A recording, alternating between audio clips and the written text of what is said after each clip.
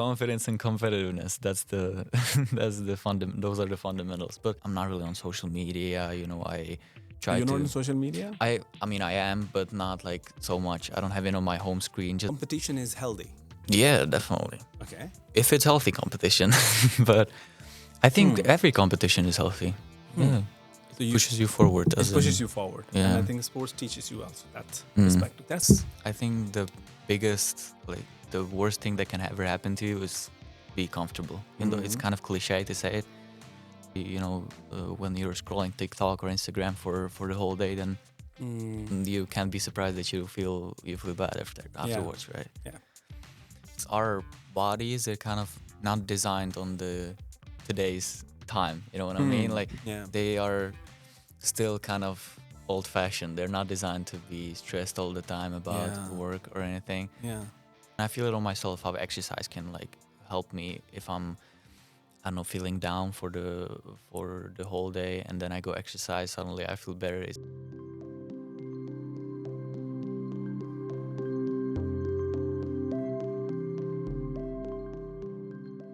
Hello, Nicholas. Welcome to the Swades podcast. Hey, thanks for being here. How are you feeling today?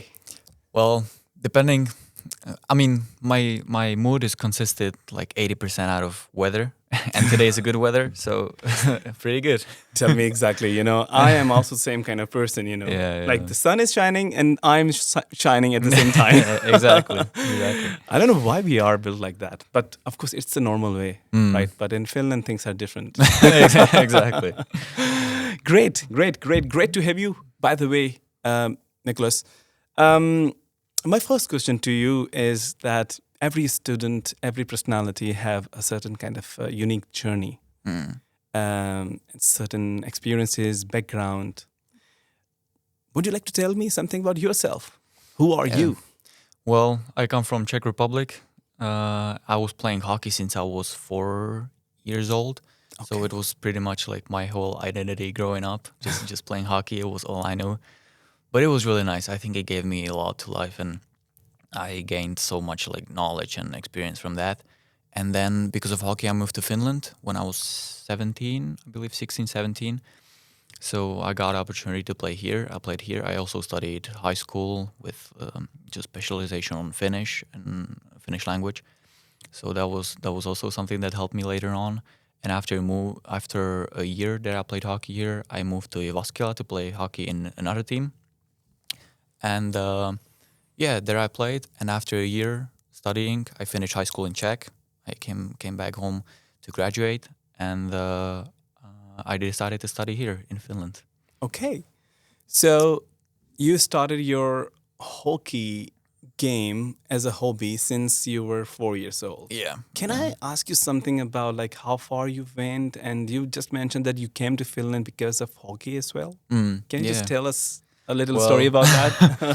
I think it's pretty. My journey is not it's not as complicated, but it's also not a common one, because I was never a talented guy. I was always the most hardworking guy. You know what I mean? So I was. I don't doubt that you are a talented guy, but of course, yeah. You never see me. You play hockey, so I think it's different than in school. Okay. But yeah, I think I was not the worst player. I was pretty good, but not the best one. That's also a reason why I decided to go all in for the studies and kind of put the hockey on the like in the background, because now I play only for the university. I don't play on such a high level anymore. So that was the main thing, that when I do something, I always want to be the best. You know what I mean? Yeah. And so I thought that maybe I'm kind of wasting I don't want to say potential. Wasting potential is such a hard thing to say, but Yeah. I was kind of maybe I wanted to try something more and kind of get more out of life than just hockey. So I decided to kind of abandon the high level, and now I only play for the university. And the main thing is studying now. What made you thought about leaving the professional career?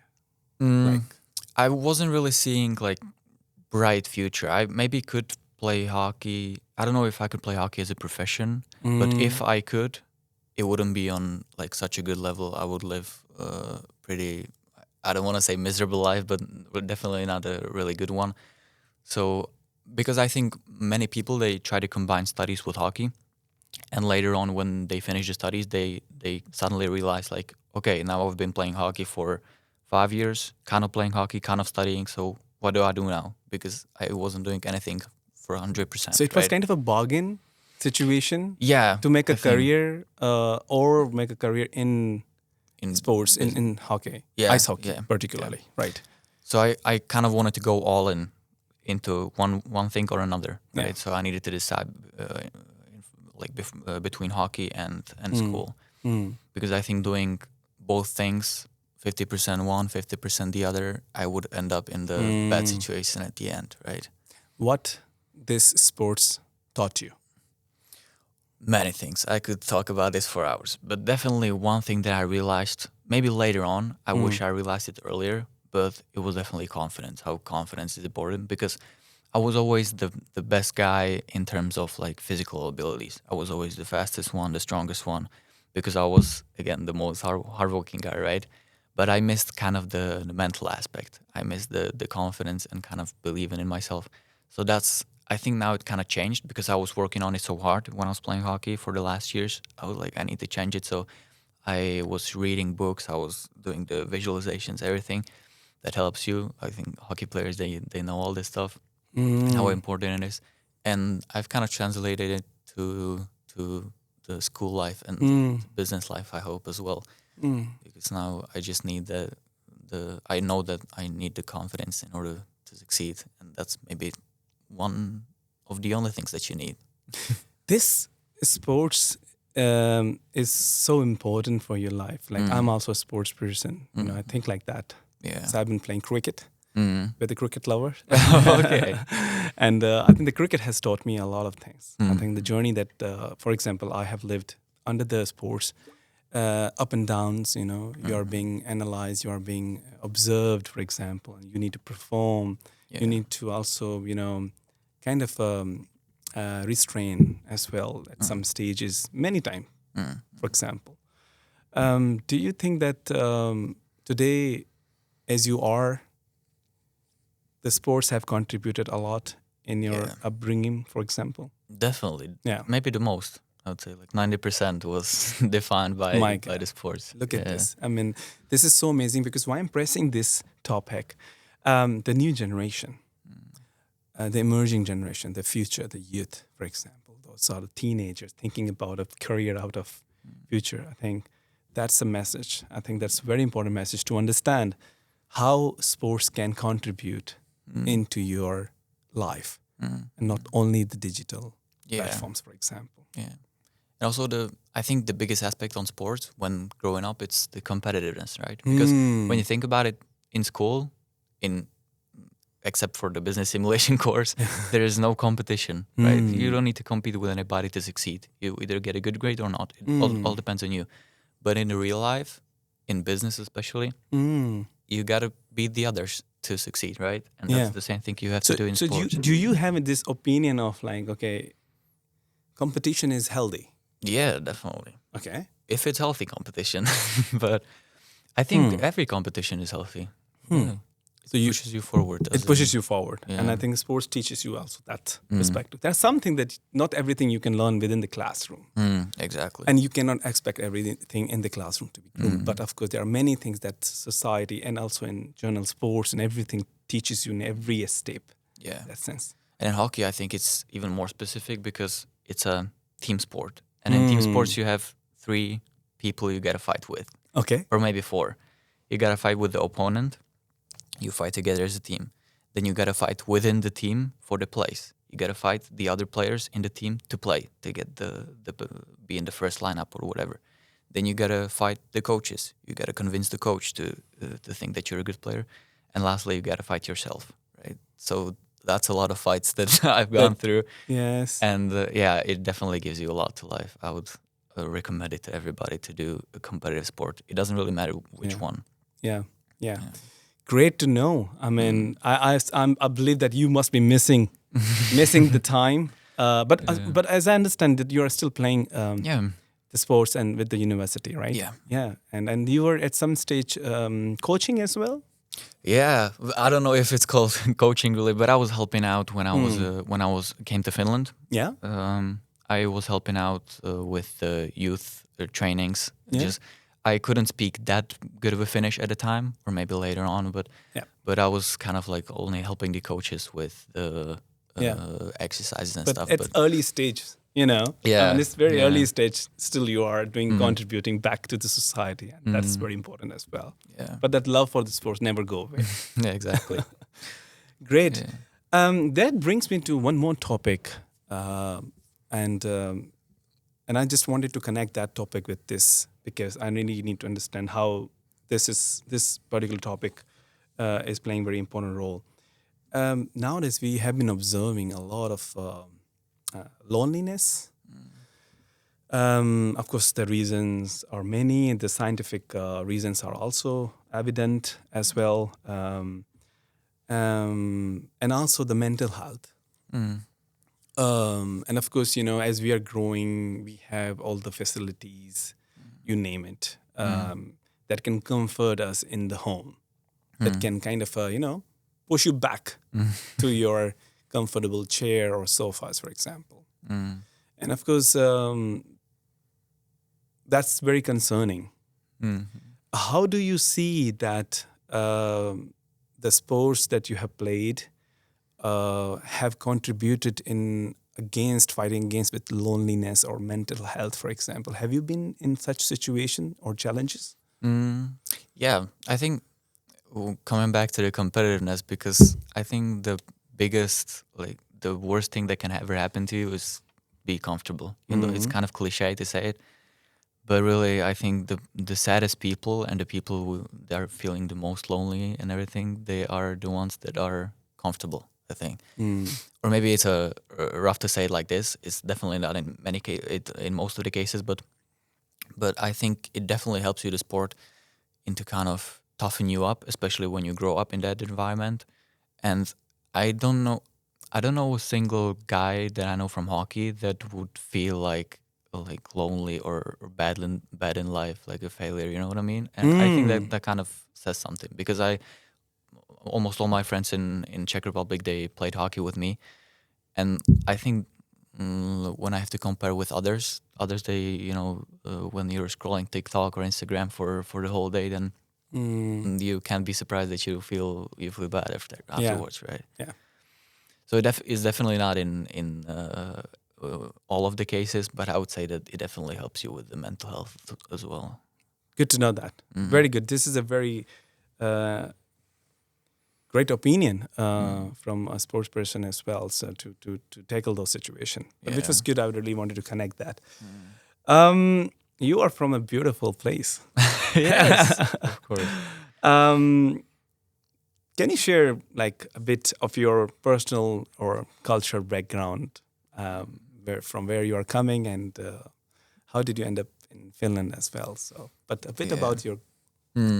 So the more I am in Finland, and the more I am not at home, I start to like home. You know, the more I'm not there, I like it so much, and I always say that it's the best place to live. And I really think, you know, with all the things that are happening in the world right now, I think it's one of the few places that I was always saying like that I want to go abroad. That's why I went to Finland as well, because I wanted to learn the language. And my parents, frankly, they came from the communism regime, right? They grew up in that, so they didn't have a chance to study abroad. Okay. They didn't even have a chance to go abroad anywhere. Yeah.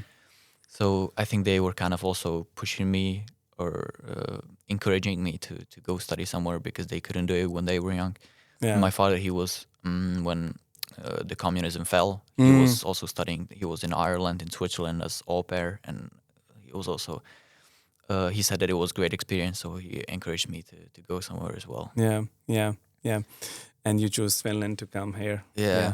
Because of hockey, are not many countries that you can choose to Yeah, play I think hockey. Finland right? is one of the best. Yeah. And have won actually many World Cups.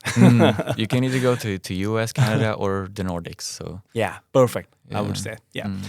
Tell me something about Prague, or let's say Czech culture. How is the culture different? What are the most important thing that you miss as being in that part I of would the say world? it's a lot different. When I came here, I didn't have like a culture shock or anything. I don't think it's that far from Czech culture, but still, the more I am here, the more I realize the difference. Mm.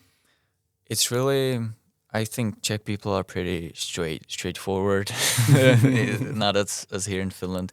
Here in Finland, it's everything is like everybody's nice to you,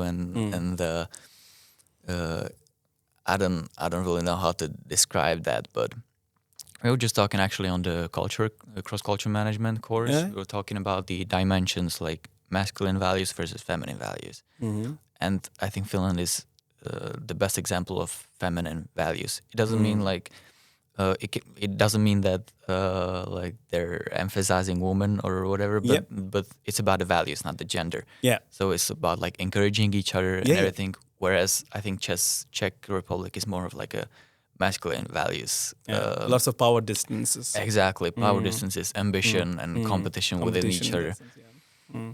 So yeah, I think that's the biggest difference. Yeah, I think it's a very important thing to. I think these all cultures plays very important role in their own zone, for example. Um, um, having such an environment where you get equal opportunities, that's the best thing that can happen. Maybe that is also one of the important Yeah. aspects as well. Exactly. Equally moving together. Yeah. Now, how about like how was your life back home when you were growing? What do you remember? It was the best because I come from a quite small town. Yeah. Like 2,000, 3,000 people, so not Which as town big. you're talking about? Žlutice. Okay, okay, It's I tough get to it. pronounce for other people, but it's close to Karlovy Vary, which is people might know. It's like hour away from Prague, west. It's An close hour. to it's close to German border. Okay. So that's the city where I played hockey. That's the city where I, for the last years, I went to the middle school into, Yeah. and I also was in high school there. But till I was 13, 12, Yeah. I was in the middle school in my hometown. So it's really always nice to come back because it's not as a big city. Everybody knows each other, and when you come there, everybody like knows that you're in Finland, and they greet you like, "Hey, how are you?" Okay. Yeah, so I think that's even better to come back to the smaller city because everyone kind of knows you there. There's the community. Connecting. Yeah, yeah, Yeah. And you have friends still there, right? yeah. Of course. Okay, that's good to know. You came to Finland and you started your academic journey here, and you have been studying here. You have been in a second year, for example. Let's say, how do you feel? How is this world of academic or like career aspiration that you are now into? Leaving behind your sports, is shaping you. Are you prepared for the future? That's an interesting question. I don't think I know yet. I don't feel ready yet because, as you said, I'm at the end of the first year or starting the second year. So it's definitely, I don't feel like I can go to the business world full on yet. But Yeah. I feel like I'm getting ready. So yeah, and also Finnish education is really specific with the processes and the ways they're doing things, which I find good. I think in Czech Republic they set Finnish education as a good example. So yeah, it's definitely good, but I would say it's different. I think both Czech education and Finnish education, they have their pros and cons. All right. So that's what my other question was. Like, how do you think like Finnish education is creating impact than the education that you had before? What differences, for example, you feel in Finnish education?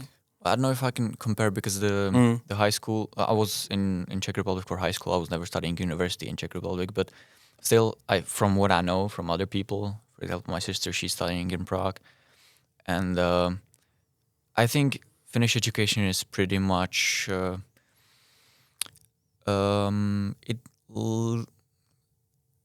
I don't know really how to describe it, but it's more like about the student as an individual. They kind of give you the information, but they say like do as you want with it. You know, do whatever you want. Okay. Like they are not pretty like straightforward in like you gotta sit down here and you got an exam. And because I know in Czech Republic they have like full month after a semester where they have just one exam after another. Yeah. Whereas here it's kind of like throughout the year. You got some final project or final exams at the end of the semester, but it's not as rough as in Czech Republic. Different pedagogical system, let's say, how kind of encouraging a student to be individual and analyze that how you're going to get most out of Yeah.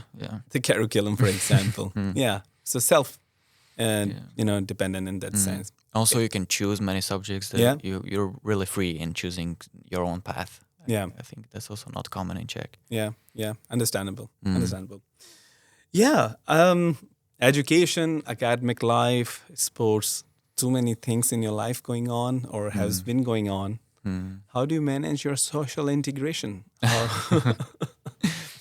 Yeah, we were just talking before before you started the podcast that I live in a neighborhood full of exchange students. Wonderful. Yeah. So it's always people come and go. I can't even count how many people I've met there. So it's always nice to meet new people. But at the same time, I feel like I'm kind of getting older. So it's like I kind of Tell me like about my own time at the same teasing time. me. Yeah. Okay. But I had birthday like two weeks ago. I turned 20. I don't know if I can say it like this. Okay. But I kind of I felt like I have a middle-age crisis. I was like, maybe. Where's my invitation, by the way? Nah, I'm just kidding.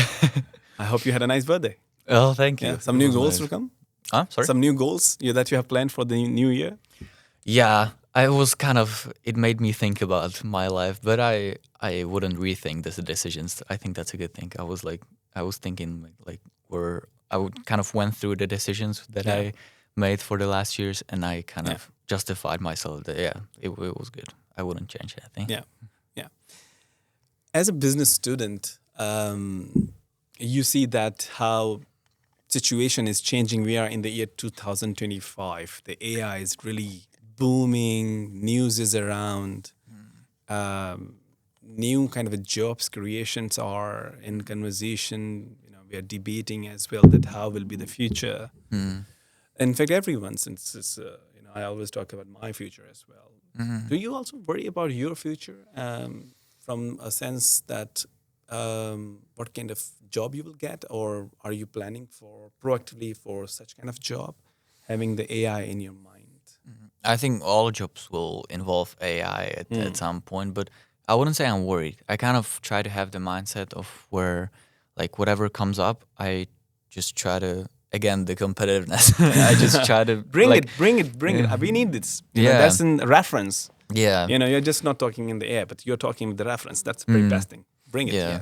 So, like, whatever happens, whatever, whichever AI model we will have, I will just try to use it the most and try to outsmart the other people in order for me to be the best with whatever tools that we will have in the future. So I kind of think about it as a tool. I don't think about it as a replacement of myself. I kind of think about it as a maybe widening my perspective and kind of like using it as a tool in addition to my little brain. Yeah. So you are trying to say that you are updating yourself with the tools. Exactly. You're making sure that you're updated with whatever changes which are coming with the AI, and then of course you are the one in the forefront, making sure that you are well aware of those technologies and utilizing that. Yeah. So you are very confident you are not going to be replaced, for example. Okay, that's very good. I mean, that's very positive because that's something we need to talk. Everyone needs to talk. Because there is some kind of a sense of insecurity, What is the future? The field that you choose today, after 5 years, will that be valid? Yeah.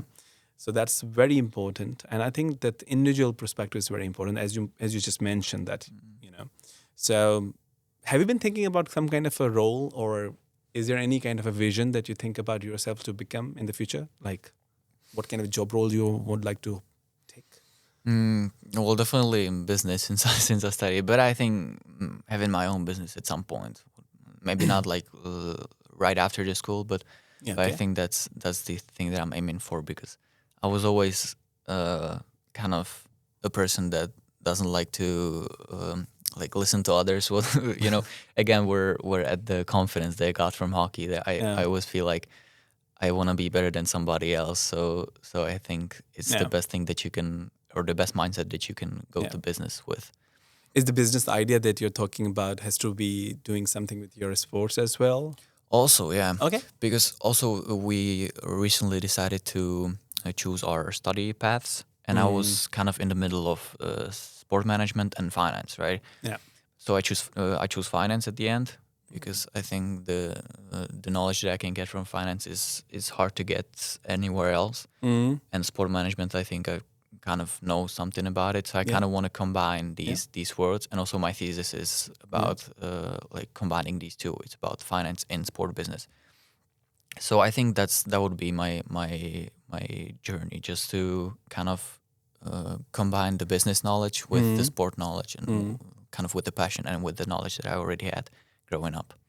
So, how do you decide it? Like, for example, do you take some advices from some expert, or do you have some network that guides you, or is it your own decision that you are crafting for your future? I would say it comes from me or from the environment that I come from. But I have some people that I look up to in this sense. So yeah, I would say that it's coming from me. I think my parents, they were kind of surprised with me choosing also the business career. They thought that because I was always thinking I'm gonna go for being a coach, being a hockey coach or Yeah. something like Yeah. that. But I think this is much better, and I'm Yeah. glad that I made that decision. I think it's a great business, the industry of sports. Yeah. I think you at one stage mentioned that you're trying to kind of combine both of the field, and there's a huge potential generating revenues from the sports industry. That we know that there will be venues in that sense. So something there. But we are not trying. I'm not trying to ask you the business idea, but at some stage we are going to talk about that. Well, everyone at some stage have some inspiration figures. You grow with some kind of stories. You grow with some kind of strengths. Sometimes you follow someone or get inspired from, or childhood heroes, for example. Let's say, who is someone or a few maybe that you inspire from? Well, I always had those role models, only hockey players, because as I said, I only played hockey when I was a kid. So definitely, I had many hockey players that I was just looking up to.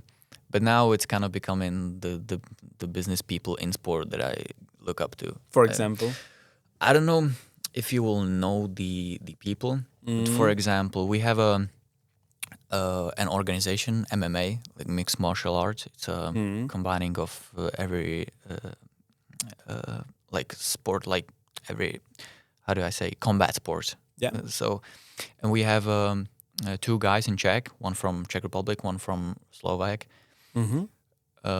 So they established an organization from Czech Republic. They started out of nothing, and now they recently made the biggest event, MMA event in the world, with 60,000 people in Frankfurt, and they're expanding to the whole Europe. Yeah. And they're kind of like the visionaries. They really they are kind of. They always say that they're not business people; they are artists, and They're they artists. do the business with art. Okay. And I really like that. I like the vision that they have and the kind of all the things that they're doing with it. Yeah. I was on many of their events, and I really. So, what inspired you from those events or those personalities? Well, because What is the process that you actually admire? Let's say. because sport business is really specific. It's about entertainment, right? So it's not as a normal conservative business where you need to sell some Sell mugs, them. for Yeah. example. Yeah. So it's really, you need to get the attention of people and create something maybe more than the people themselves, right? That's why people love sports in the first place. So they're kind of like taking the excitement that people have, they're converting it into art, or they're like using the I don't know how to formulate it in a good way, but they're just because it's a so specific business, they can like create the entertainment in such a way that they can just get the whole country excited about an event, and everybody's just, you know, the whole Czech Republic stops for one evening and they watch the event because it's so like highly promoted and it's so good. So kind of the bringing the art to the business. And what do you think that those kind of engagements which you are talking about in creating an event at that particular scale, what are the areas which are important in this whole process, if you can chronically Definitely order it? the promotion. And promotion is, I think they kind of discovered it. They were the first ones to talk about it, that promotion is all about story, which I also mentioned in my thesis, that I have a brand valuation in sport business, and I try to value the brands in sports, like sport teams, also depending on their story or on the legacy that they have, for example. So the only thing, because it's like basic human ability to, or basic human thing that kind of we like, right? Just to listen to stories, and you always want to see the underdog to be the good player or whatever. You know what I mean? Yeah. So I think they kind of took the story from the sport and they promoted it totally like crazy. They made the whole Czech Republic, now Germany, and they're also expanding to another European countries, also UK. They took it and they just like made the whole Europe crazy about Wow. two guys in a cage beating themselves up. But yeah. So that's something excites you, the process of designing the events in such a Yeah. scale. Yeah, Okay. the which is very promoting good. of sports. The promoting sports in that way. So again, you're being connected with the sports, which is the very best thing Yeah. in this regard. Okay. Yeah. What do you think? Every personality or every story have some kind of influence leave behind on the community. There is certain audience that is watching you. What kind of message that you want to give to the new audience, or let's say new generation that is aspiring for a career, for example? What they should do in order to make sure that they are fulfilling what they want to achieve? Well, I think we're coming back to the confidence again. Confidence and competitiveness. That's the those are the fundamentals. But definitely with the, as you mentioned, the social media and everything, with the world right now being so like you're overstimulated, it's coming at you from all of the sides, and you kind of got to be careful with what you choose your attention to go towards. Yeah. You kind of got to focus on only a couple of things that you want to pursue in life and ignore the others. Yeah. And that's really hard nowadays because there's so many things coming at you from all the sides. So people are kind of being everywhere but nowhere. You know what I mean? Everywhere but nowhere. Yeah, I think that's very important message. I think there is a lot of things coming around you, for example, and challenging you as well too. And the time is limited. That is also very important. That one should focus. Let's say whatever you want to achieve, but focus is very important in that sense. You have to let go some things in that sense. Yeah. Did you also do the same things? Yeah, I think I'm pretty selective with what I choose my attention to go towards. Yeah, I think there's something we need to know about your personality. As well. Yeah, I would say I kind of got into. I think right now I'm in the age where because I turned 20, right? I kind of need to be serious. Yeah. Also start to take my life seriously as well. So I'm kind of into this whole. I don't know. I'm not really on social media. I try. You're not on social media? I mean, I am, but not like so much. I don't have it on my home screen. Just when somebody like texts me on Instagram, then I go on Instagram. But I try not to go there, like, because it like you every moment that you have, you just pick up the phone. You don't even know that you picked it up. Yeah. Just subconsciously you open the TikTok or Instagram or whatever. Yeah. And that's the worst thing that can happen to you. I think that's the worst. So I kind of try to be in a routine that I have. I like to exercise still, even though I don't do the hockey at such a high level anymore. I like to go to the gym or run. I think that's also important, just to move in one way or another. It doesn't really matter. Okay, so how do you maintain your fitness life? Like how many times you go in a week? I would say every day. Every Except- day, Yeah, okay. except for maybe Sunday. Sometimes I take rest. Okay. But I try to keep up with the routine. So the cold therapy is also good. Okay. Like taking ice baths or cold showers. Also meditating can help somebody. Meditating. Okay. Reading books, that's a life hack, because nowadays you have so much information that it's kind of like locking in for example 30 minutes and kind of reading about one thing. That's when you will remember it the most, right? Yeah. Because all the other things, when you, I don't know, watch a 5-minute video, you will not remember anything after 3 hours that you watched it, right? So reading books is definitely something, because right now it's also hard for some people to kind of like sit down for 10 minutes and Yeah. read a book, right? And focus. Yeah, Yeah. focus on it. Mm. So that's also something that I kind of try to keep my mind sharp with, just kind of staying focused for a while on something. There's a very healthy kind of a lifestyle that you have at the age of 20. I mean, Yeah. I mean, this is just kind of a dream for many of the people to like live that such a life. They figure out very late that what a life should be. And I would say that we are complicating a life nowadays. It's not that complicated. We just want to keep things simple, And that's very, very good that you are very selective. Good to know about that. You have your routine, which is not compromising in that sense. You are, let's say, should I say it? I don't know, but old-fashioned, which is also valid. In that sense, you want to read books, which is fine. The new generation may want like to consider that as well, which is like focusing yourself to it, some knowledge, for example, which you remember in that sense. So mindfulness, for example, meditating also is one important thing. I do that. I think that helps a lot. Gym helps a lot because you're crowded with so much of issues, so much tasks that you are so hard on yourself. And sometimes you really need to just relax and do things which are contributing to your body as well. Yeah. You can't just take all the stuff from your body, You have to give back. Yeah. And I think the kind of routine that you have been talking about, how you live a day, for example, that's actually contributing to your everyday goal as well, and together with the vision as well, which is so amazing. Which is so amazing. Yeah.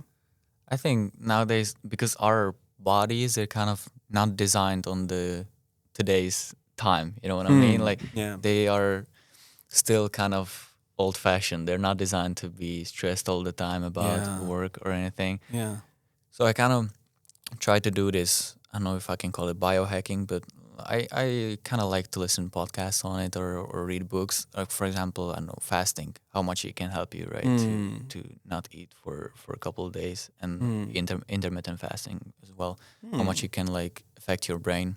So yeah, all these things. I feel it on myself how exercise can like help me if I'm, I don't know, feeling down for the whole day, and then I go exercise. Suddenly I feel better. It's just our brains. I think they're pretty simple. You just have to give it what it is designed to get. So do you go for fasting as well? Also, I do All right. intermittent fasting, and once in a while I do like 48 hour. 48 hours? Yeah. Like full fast, like without the water as well? Water fast, not water also. All right, 48 hours. I take only water. Oh, you take only water, I okay. drink only water. Yeah, okay. But I do it like, I don't know, four times a year, not that often. Yeah, of course. It's also one way to help your body to recover. Yeah. Which is good as well. Yeah. You mentioned that you are podcast listener at this age, which is very rare. Yeah. That's something, I was talking to one of my colleagues, it's like, who listens to the podcast?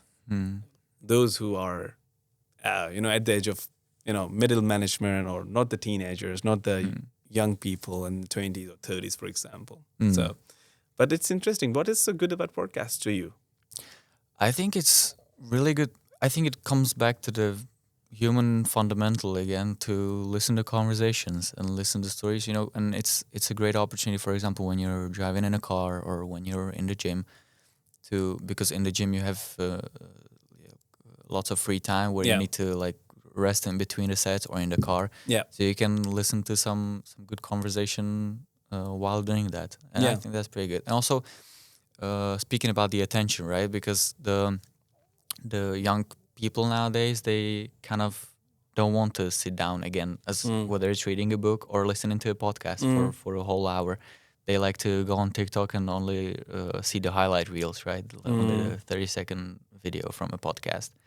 That's the only thing that they can focus on, but not for the whole podcast. Yeah, I think so. That's a very important thing. Like my lifestyle is also aligned in a way that I really want to know the knowledge, and I think the podcast conversations are really bringing up the new insights, the insights that we are not aware of sometimes,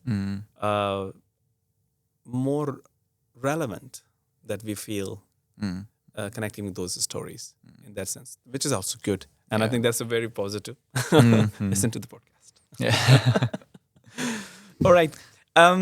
Amazing journey that you are or have been living with your sports and with your education.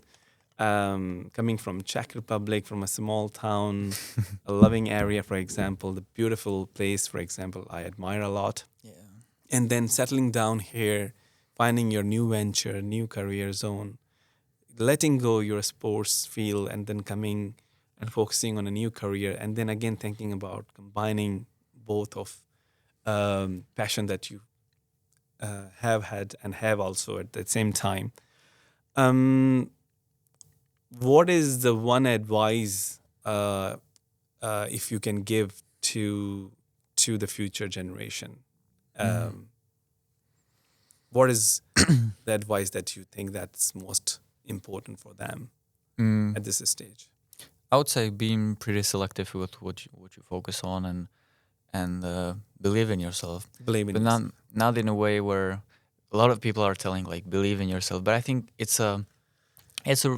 can be a pretty tough world that we're living in, and in order for you to win, you gotta beat everybody else, right? So you just gotta be better than everybody else, and in order to do that, you gotta be confident in yourself. So, yeah, be confident, and believe in yourself, and believe in a way that you should not doubt. For example, and ups and downs will come, and as I see that at this age that you have faced so much up and downs, and maybe the second podcast that we will do after a couple of years would be with a businessman. Maybe, I don't know. Reflecting back to today's conversation. I was actually thinking about it when you told me to go on a podcast. I was like, am I like ready yet? Because I was thinking maybe after a couple of months or years, it would be even better, or maybe better conversation. But it might be even more interesting to kind of compare those two. I think this is good. Yeah. You know what? Like, I believe that every individual have the story, and those stories are relevant. Those are real life challenges, and the age that you are into, that's also relevant to the same figures, same people, same youth that is like emerging. And if some way or another way, if we are trying to address some kind of issue or helping them to grow, let's say, to clear the doubts, for example, if they might have in their mind, maybe there would be someone looking at and very relevant to you, have been playing sports, have given away with the sports, and then struggling to come out of that zone and trying to figure out the new future, and which is also challenging, as we just discussed about. And so amazing answer that you gave, that I'm not worried. So you're confident, but there can be some people who might not be feeling so confident. I think this is something where these stories come in. This is something your story also can come here at this stage to inspire someone to think out of box, and be as normal as they can be. Like nothing to worry about, nothing to always challenge yourself. So that is very important at this stage. But as I said, maybe after a few years we meet again, and with some success, one more success story in that sense. Yeah, I hope so. Hey, Nicholas, thank you so much for being on the Swades podcast. Yeah, it was great to be here. Thank you. I appreciate that. Thank you so much for watching the Swadits podcast until the end. There are 3 requests that I'd like to make here. Please, number 1, subscribe to the channel, which is very important for us. Second, please suggest us the nominees or maybe you that can be on our podcast. And also try to tell us some topics that you would like to explore in our podcast as well. Third, please share this podcast with your friends and family because we believe every story has something to give, and let's share it then. Thank you so much.